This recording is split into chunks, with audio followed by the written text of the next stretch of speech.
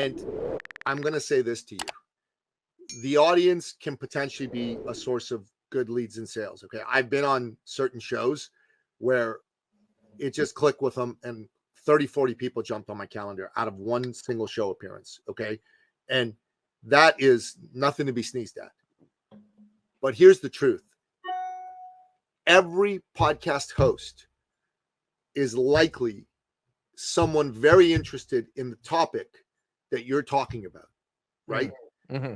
So they either have their own offerings in that regard, they're interested in it for themselves, or they're interested in it for their clients.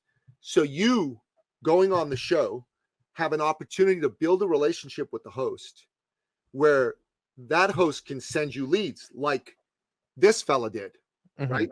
This lady did, sorry, to Michael. It can be a situation where the host does business with you like you and I did. And it can be a situation where you and the host can decide to say, hey, you know what? Why don't we do a joint venture? Why don't we put a webinar on together?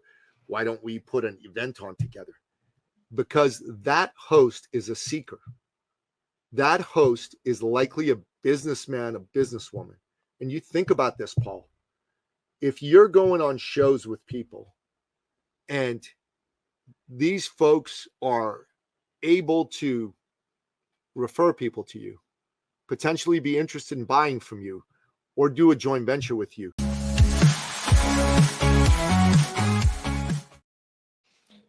So you like that?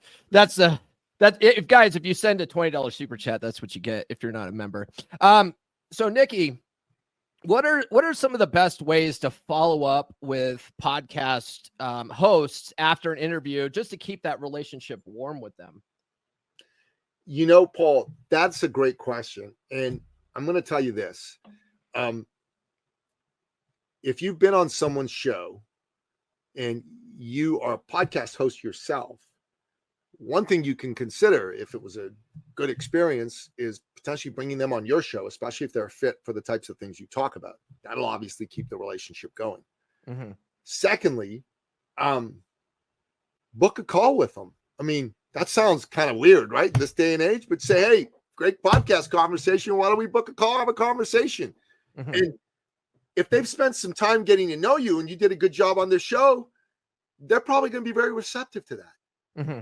You know what I mean? Not everybody, but the majority, the overwhelming majority. And, you know, consider sending them a gift. Just consider it. Like, you got a new book out, right? You could send them a copy of your book, either a Kindle copy or a signed copy. These are some things that can really, really work well for you. Okay. Yeah, that makes sense. Well, honestly, so I was thinking back on this because I was like, man, how did I get back into the fold with Nikki here? And I was thinking about it. I was like, Nikki, since I was on his show a year ago and you were on my show, or a year and a half, I can't remember what it was, but I was like, we stayed in contact on Instagram, and Nikki every day on Instagram sends me like 25 of his stories. It's just my inbox is constantly full of Nikki Ballou, and I'm constantly and the thing with when you send, I don't know how you do this, by the way. I don't know how you send stories the way you do, because it will not make that conversation go away until I watch your story. It will not. So I have to watch everybody. I have to watch every one of your stories every day to you know, and I'm one of those guys that I like my inbox clear. I don't like having a bunch of unread messages. So I'm like, God, Nikki, damn it. Right. And so I'm looking at all the stuff, and I happen to notice that you just completed a fitness competition and you won. And I was like, third place. Oh, okay. Well, you had medals on. I don't know. Yeah. But I was like, man, Nikki's ripped. And he's doing the competition. So I actually messaged you with that one, and I go, man, congratulations on that. That's phenomenal. Yeah, bam, back in the fold where, hey, come back on the podcast. It's been a while, you know? Yeah. So that was one way.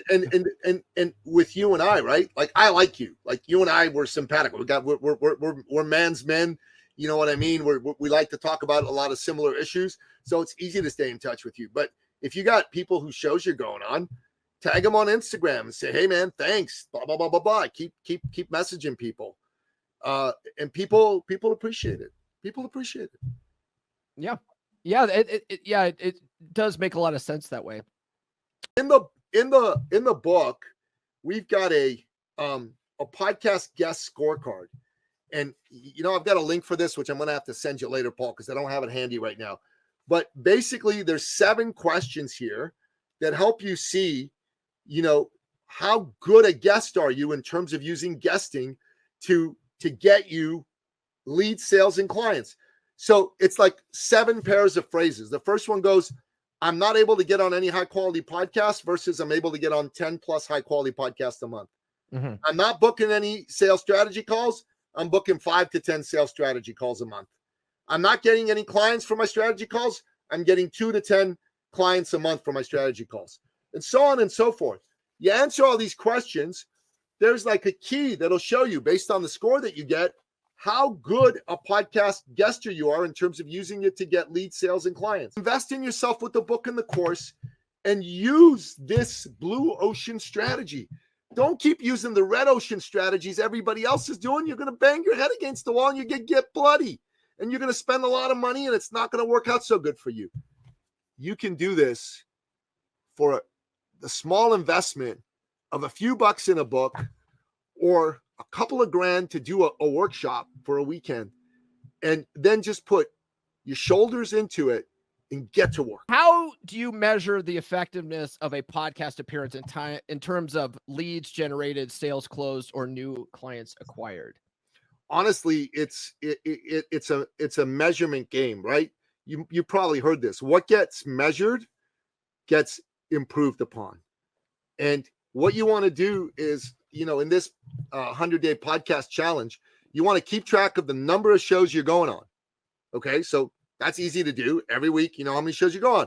And then you want to keep track of how many sales discovery calls you booked as a result.